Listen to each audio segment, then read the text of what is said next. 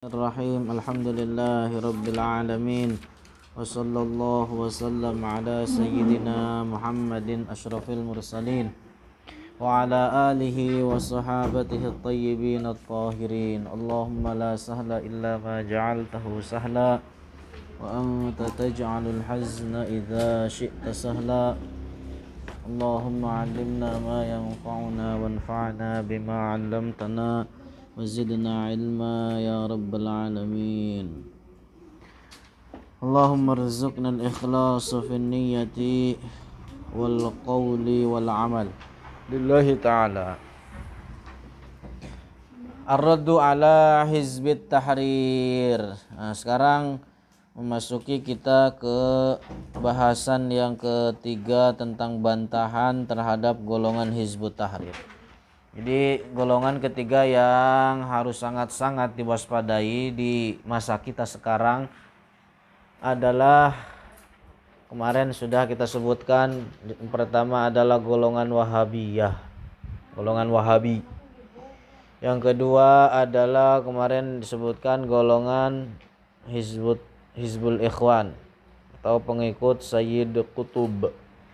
Dan yang sekarang yang akan kita bahas adalah tentang penyimpangan dan bantahan terhadap golongan Hizbut Tahrir. Hizbut Tahrir ini digagas atau didirikan oleh seseorang yang bernama Taqiyuddin An-Nabhani di Palestina.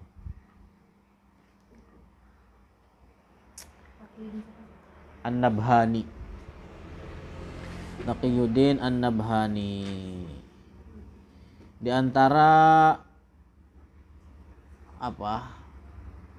hal yang menyempal, di antara kesesatan yang nyata dari golongan ini adalah bahwa mereka menyimpang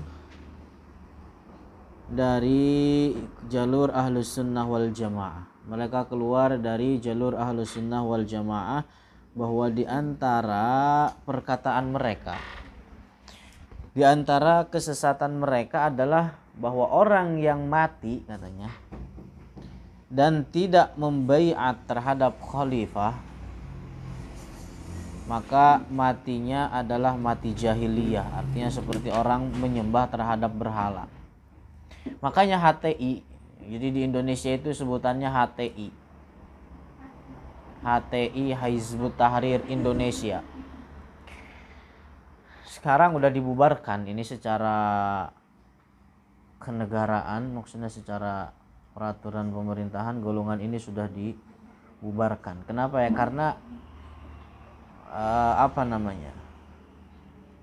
yang sering diusung oleh mereka adalah kampanye khilafah tanpa mereka padahal ya bullshit semata, nggak tahu konsep apa yang mereka bicarakan itu begitu, hingga akhirnya merongrong negara Kesatuan Republik Indonesia. Dibubarkanlah golongan ini di Indonesia itu secara golongan. Tapi ya mungkin ada masih tokoh-tokoh dan individual dari golongan tersebut. Dulu itu rame waktu pelengseran Ahok, itu banyak KTI turun di situ. 212 itu campur aduk isinya. Nah, jadi Hizbut Tahrir di Indonesia itu sudah dibubarkan, tapi meskipun tadi ada individu-individunya masih ada mungkin. Tokohnya itu kalau itu kayak Felix Xiao, tahu Felix Xiao? Nah itu tokoh HTI, Felix Xiao. Nah, tadi itu penyimpangannya adalah kesesatannya, katanya bahwa orang yang mati dan tidak membaiat terhadap khalifah, matinya mati seperti orang jahiliyah, artinya seperti penyembah berhala. Jadi konsekuensi dari perkataan mereka ini adalah bahwa setiap muslim yang mati lebih dari 100 tahun ke belakang itu matinya mati jahiliyah, karena nggak ada khilafah, karena nggak ada khalifah, karena nggak ada khalifah semenjak ratusan tahun ke belakang. Jadi ini kembali bahwa tiga golongan ini adalah Wahabi, Hizbul Ikhwan, Hizbut Tahrir ini ideologi mereka bersatu bahwa setiap orang mereka itu mengkafirkan manusia, mengkafirkan kaum muslimin secara menyeluruh. Mengkafirkan setiap golongan, setiap orang yang ada di luar golongan mereka. Gitu loh.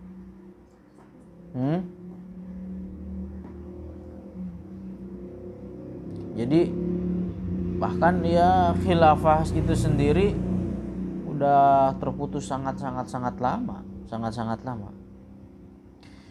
Ya, kenapa umat muslim sekarang atau kaum muslimin sekarang tidak tidak mendirikan khilafah? Karena mereka punya uzur.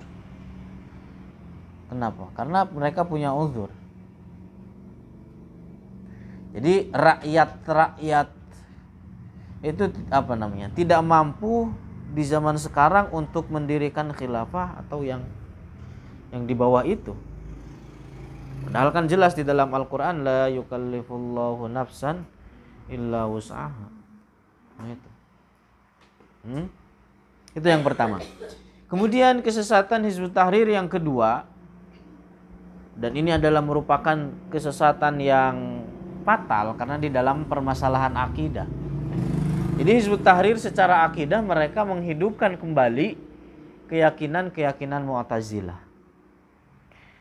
Keyakinan Mu'tazilah. Apa keyakinan mereka? Adalah bahwa seorang hamba itu menciptakan perbuatannya yang disengaja. Yang disengaja contohnya makan, minum. Kemudian apa lagi? Berjalan dan seterusnya.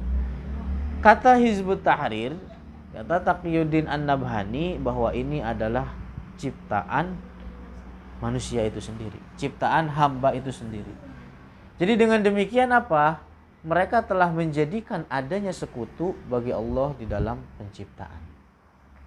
Kita selaku akidah Ahlus Sunnah, selaku kaum Ahlus Sunnah wal Jamaah meyakini bahwa pencipta segala sesuatu adalah Allah.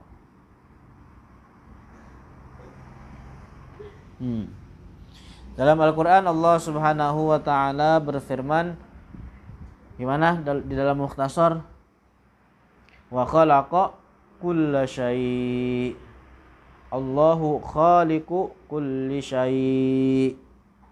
Syai' di situ mencipta segala sesuatu. Segala sesuatu mencakup di dalamnya benda dan perbuatan-perbuatan benda. Benda dan perbuatan benda. Ayat lain, qul inna salati wa nusuki wa mahyaya wa mamati lillahi rabbil alamin. Katakanlah wahai Muhammad, inna salati, salat, wa nusuki, nusuk itu apa artinya? Menyembelih dengan tujuan mendekatkan diri kepada Allah. Nusuk. Wa mahyaya, itu kira-kira salat dan menyembelih perbuatan sengaja apa enggak? Sengaja. Salat sengaja apa enggak? Sengaja. Wa mahyaya wa mamati, dan hidup dan mati sengaja apa kagak? Kagak. Lillahi rabbil alamin, itu semua adalah ciptaan Allah. Itu.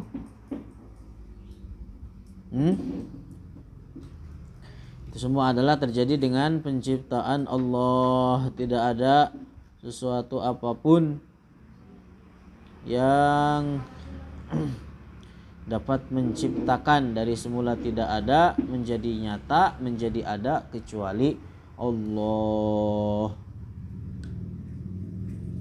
Hmm.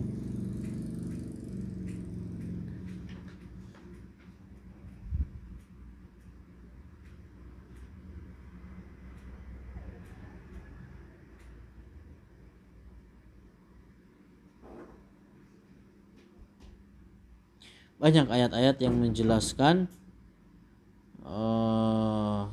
tentang bahwa Allah pencipta segala sesuatu.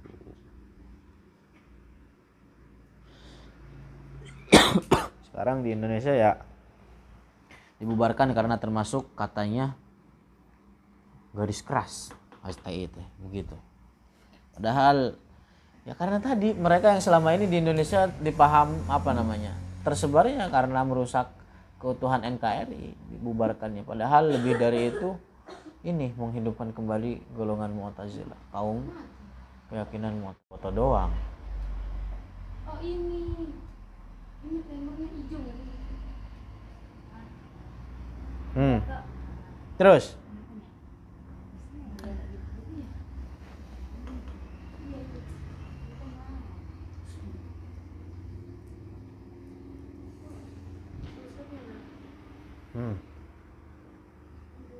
Terus apa yang harus kita lakukan di akhir zaman seperti sekarang ini? Zaman penuh dengan fitnah. Zaman akhir yang penuh dengan kebodohan. Zaman akhir yang penuh dengan kegelapan. Yang pertama adalah belajar ilmu agama dari mulut-mulut orang-orang yang siqah, dari mulut-mulut para ulama ahlus sunnah wal jamaah, bukan dengan menelaah, terlebih lagi dari kitab-kitab Muhammad ibn Abdul Wahhab. Wah kacau. Atau dari karangan Sayyid Qutub, atau dari karangan Taqiyuddin An-Nabhani tadi. Tetapi apa? Talaki langsung kepada guru, belajar ilmu ahli sunnah, belajar kitab-kitab para ulama yang mu'tabarah. Banyak kitab-kitab mu'tabarah yang membahas tentang keyakinan ahli sunnah wal jamaah. Al-Imam Al-Bukhari itu punya kitab namanya Khalqu Af'alil Ibad. Al-Imam Abu Ja'far At-Tahawi punya kitab Al-Aqidah At-Tahawiyah, yang penggalannya kalian hafal. Itu doang yang hafal. Waman wasafallaha bima'nan min ma'anil basyari. Itu penggalan dari mana? Kitab Aqidah At-Tahawiyah. Banyak kitab tafsir Al-Asma' was Sifat karangan Al-Imam Al-Baihaqi. Kemudian kitab tafsir Al-Asma' was Sifat karangan Abi Mansur Al-Baghdadi. Semoga Allah selamatkan kita dari fitnah-fitnah mereka. Bismillah. Mas'alatun qala za'imut tahrir, qala za'imu hizbit tahrir, telah berkata penggagas pentolan Hizbut Tahrir, Taqiyuddin An-Nabhani, itu seorang bernama Taqiyuddin An-Nabhani, fi kitabihil musamma, di dalam kitabnya al-musamma yang dinamakan Asy-Syakhsiyah Al-Islamiyah, kitab Asy-Syakhsiyah Al-Islamiyah.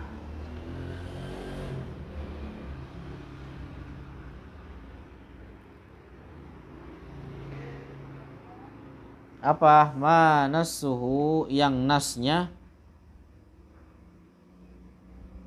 Nih, kalau pengen lihat di kitab saya apa, di buku saya ada nih.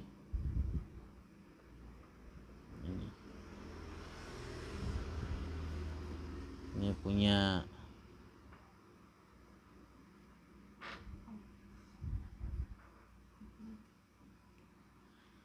banyak ini kitab Syakhsiyah Islamiyah ini. Apa katanya? Wahadhil af'al, dan perbuatan ini artinya apa? Perbuatan manusia. La dakhala lil qada'i biha, itu tidak terjadi dengan qada dan qadarnya Allah terhadap perbuatan tersebut. Artinya apa? Terjadi tanpa penciptaan Allah. Auzubillah. Li'annal insana, oleh karena manusia, huwallazi qoma biha, itulah yang menciptakan perbuatan tersebut. Bi iradatihi, dengan kehendak, wa ikhtiyarihi, dan sama dengan kehendaknya, keinginannya. Wa ala dzalika, maka akan hal itu, fa innal af'ala al-ikhtiyariyata, maka perbuatan hamba yang disengaja,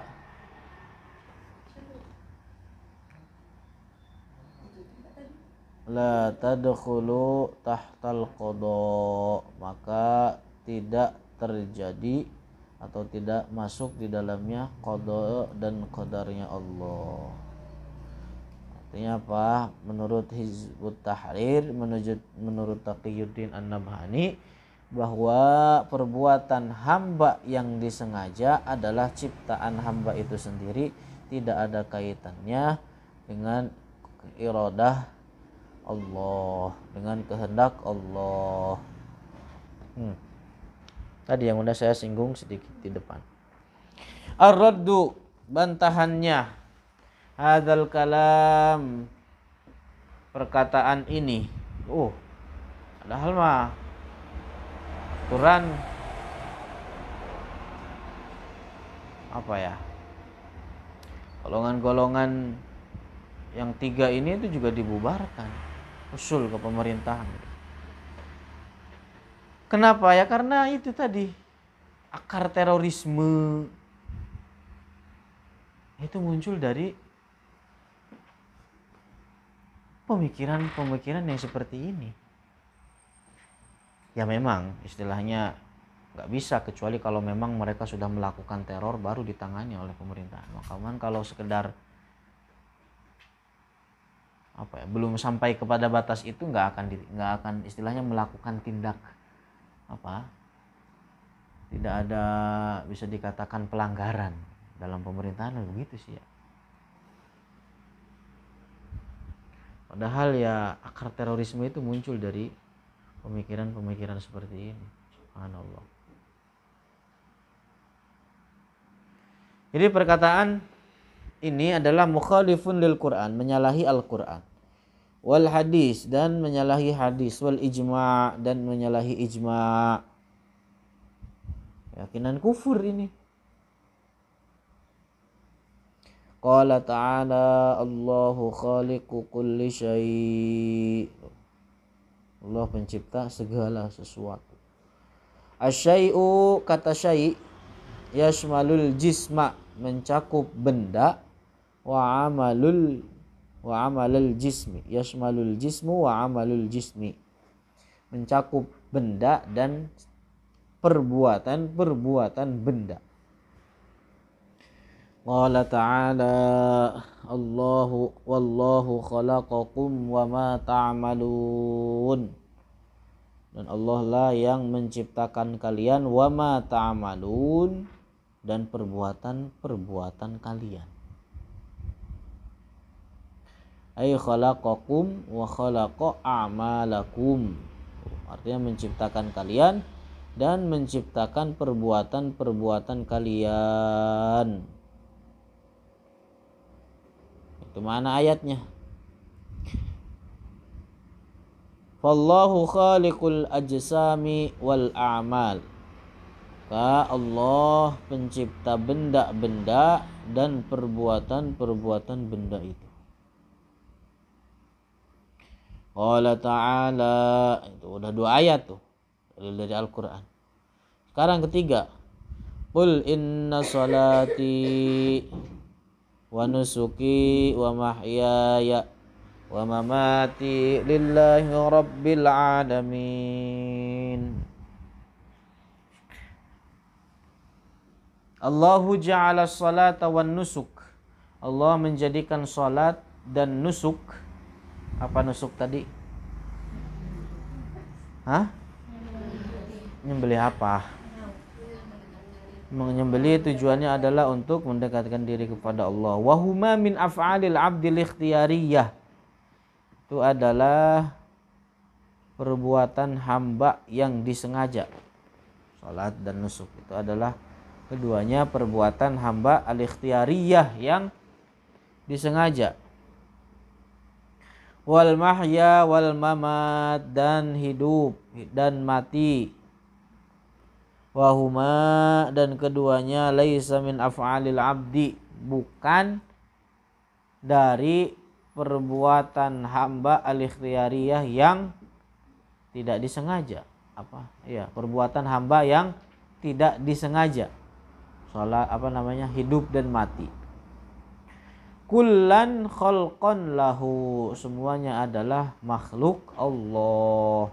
Semuanya adalah terjadi dengan penciptaan Allah. La yusyarikuhu ahadun fi dzalika, tidak ada sekutu bagi Allah di dalam penciptaan.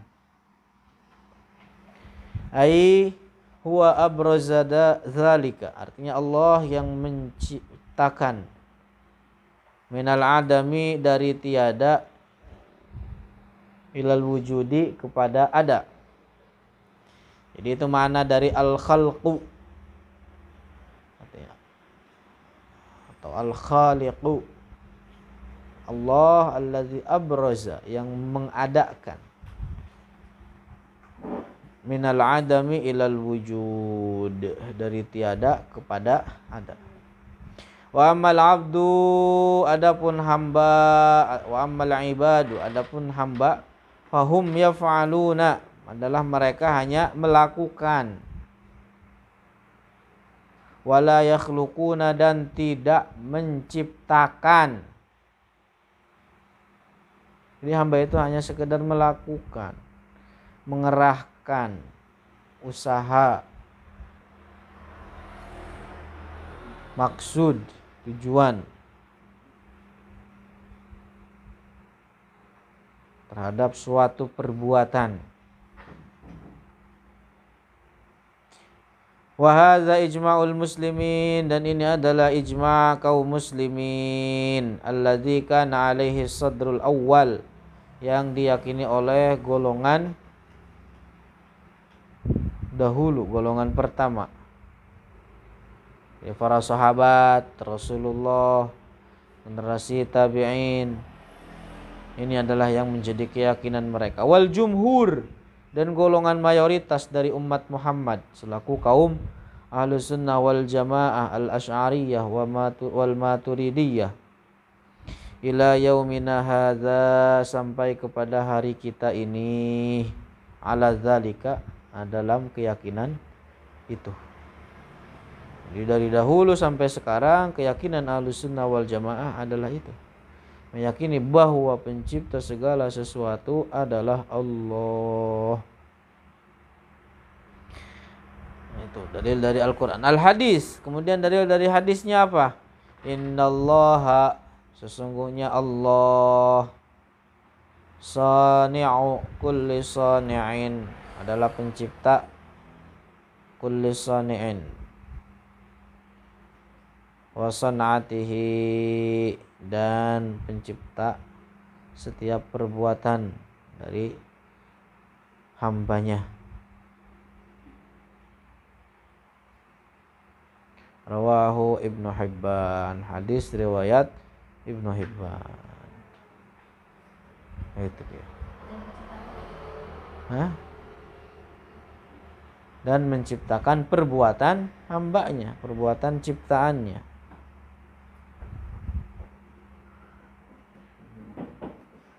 Wallahu a'lamu bishawab. Paham? Paham Taqiyuddin An-Nabhani.